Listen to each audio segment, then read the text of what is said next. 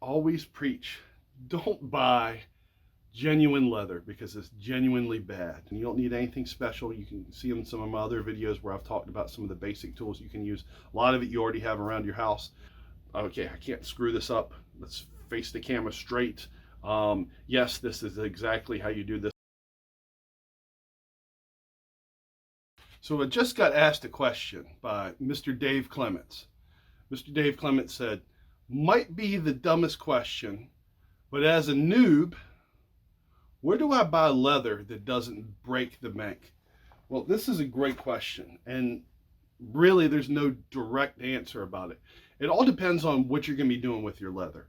If you are just starting out, you're just learning, I always preach, don't buy genuine leather because it's genuinely bad. But if you're brand new to it, the thing that's going to help you the most is repetition. And the only way to get repetition is to make multiple projects. You make one and then another and then another and then another. And you see yourself improving over the lifespan of your training and as you're working on these projects. You'll notice the first one, man, my first leather project looked like complete garbage. And I was proud of it because I had something done, but it did not look great. So if you're just starting out, you want to go with genuine leather. Or some type of very inexpensive leather. And you can find that at your local hobby store. Just do it over and over and over again. Once you get past that and you're looking for some decent leather, I'll tell you what, where I've gotten leather before. I've gotten leather from Tandy before, and they have what's called economy leather. And when I say economy, I mean economy is cheap, but what makes this leather different is it doesn't look as perfect as like regular leather. And I'm talking about veg tan leather here. It's veg tan leather. Veg tan, something that's not treated with the chemicals that chrome tan is. It's just plain light tan leather that you buy. But the economy leather, it will come in sides, it will come in shoulders, it will come in double shoulders, which is all different cuts of the cow. But the economy leather might have marks on it. I've had it before where it looked like it had cracks in it. But it is a lot less expensive. It is less expensive. I wouldn't say a lot because it's still going to cost you some money. You still want to start out with your genuine leather. But this economy leather is going to have some marks. It's going to have some cracks on it. And a lot of times I found that it adds character to your final project, some of these marks. Maybe not like a hole in it or something like that, but you'll have like cracking going on through it. It looks like cracking going on through it. And you take something like this and it's going to work pretty much just like regular leather is. Like your regular veg tan, your expensive stuff. Even if you buy the high end, like something like a Herman Oak or something like that, it is going to work pretty much the same. Maybe not as supple, but it's still enough to do the job. You're still gonna wet it to mold it. You're still gonna wet it to stamp it. I personally use Neat's Foot Oil to condition veg tan leather because I think it's probably one of the best things. You could use olive oil. I tend to stay away from olive oil because olive oil can go rancid. It can stink after a while. It is from a plant. We're talking about Neat's Foot Oil, which actually comes from a cow. But to answer your question, all depends on where you're at. If you're just brand new, starting out, it's okay to buy. If you're trying to save money and you want to get your repetition in, it is okay to buy genuine leather for that purpose. And then you can go with the economy sides, economy shoulders. All depends on what you want to make. That's the other thing about which leather do I buy. It depends on what you want to make. People say, what thicknesses should I get? Depends on what you want to make. You want something more durable, you get something that's a little bit thicker.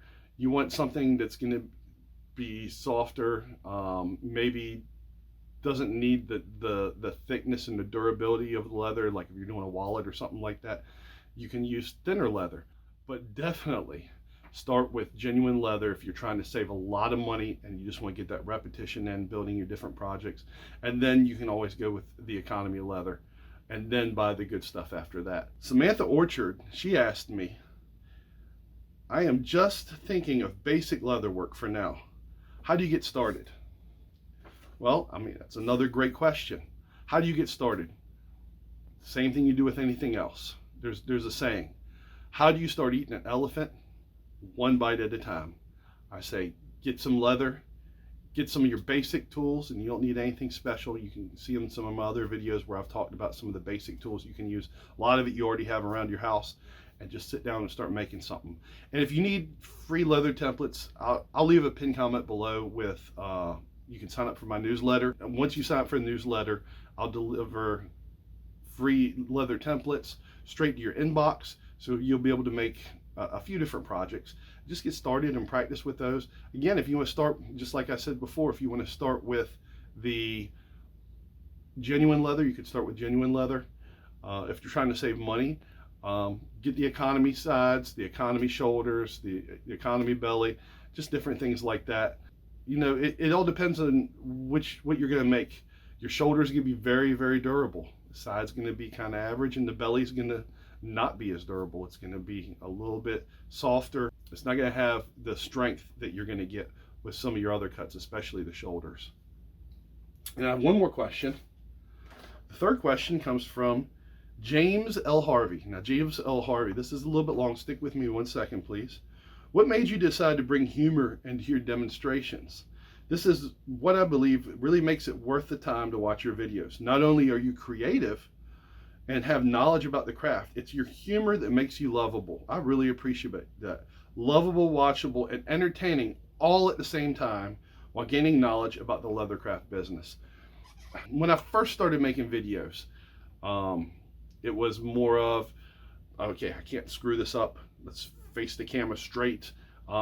Yes, this is exactly how you do this. I had to have my script, and this is the first step, and this is the second step, and this is the third step. It's kind of like that teacher in high school that you dreaded.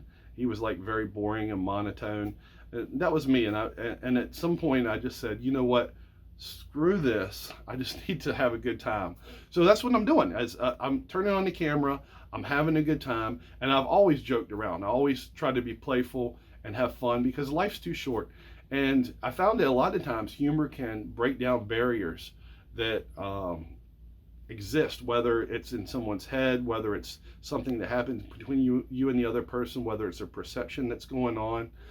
Humor breaks down those barriers very, very well. And I just like to have a good time. There's nothing wrong with that. Life is too short. Let's all have fun. I really appreciate that comment.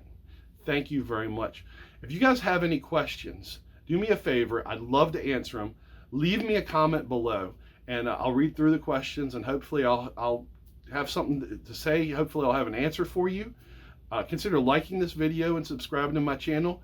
Thank you very much. And remember, Big Stacks grows, Big Stacks builds, and Big Stacks makes.